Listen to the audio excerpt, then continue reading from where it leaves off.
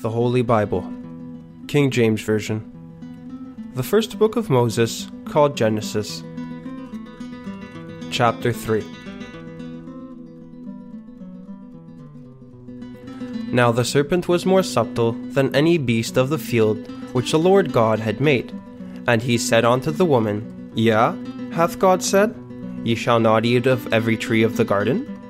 And the woman said unto the serpent, We may eat of the fruit of the trees of the garden. But of the fruit of the tree which is in the midst of the garden, God hath said, Ye shall not eat of it, neither shall ye touch it, lest ye die.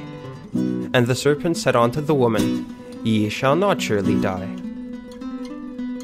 For God doth know that in the day ye eat thereof, then your eyes shall be opened, and ye shall be as gods, knowing good and evil.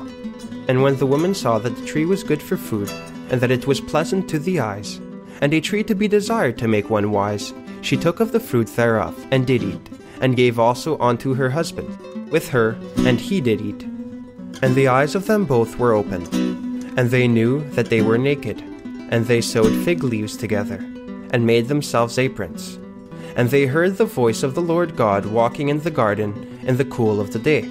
And Adam and his wife hid themselves from the presence of the Lord God amongst the trees of the garden. And the Lord God called unto Adam and said unto him, Where art thou? And he said, I heard thy voice in the garden, and I was afraid, because I was naked, and I hid myself. And he said, Who told thee that thou wast naked? Hast thou eaten of the tree, whereof I commanded thee that thou shouldest not eat? And the man said, The woman whom thou gavest to be with me, she gave me of the tree, and I did eat. And the Lord God said unto the woman, What is this that thou hast done? And the woman said, The serpent beguiled me, and I did eat. And the Lord God said unto the serpent, Because thou hast done this, thou art cursed above all cattle, and above every beast of the field. Upon thy belly shalt thou go, and dust shalt thou eat all the days of thy life. And I will put enmity between thee and the woman, and between thy seed and her seed. It shall bruise thy head, and thou shalt bruise his heel.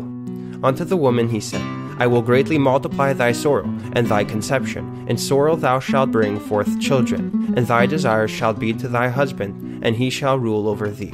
And unto Adam he said, Because thou hast hearkened unto the voice of thy wife, and hast eaten of the tree, of which I commanded thee, saying, Thou shalt not eat of it, cursed is the ground for thy sake. In sorrow shalt thou eat of it all the days of thy life.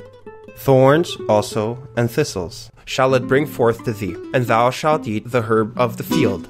In the sweat of thy face shalt thou eat bread, till thou return unto the ground. For out of it wast thou taken, for dust thou art, and unto dust shalt thou return. And Adam called his wife's name Eve, because she was the mother of all living. Unto Adam and also to his wife did the Lord God make coats of skins, and clothed them. And the Lord God said, Behold, the man is become as one of us, to know good and evil. And now, lest he put forth his hand, and take also of the tree of life, and eat and live forever. Therefore the Lord God sent him forth from the Garden of Eden, to till the ground from whence he was taken. So he drove out the man, and he placed at the east of the Garden of Eden cherubim, and a flaming sword, which turned every way, to keep the way of the tree of life.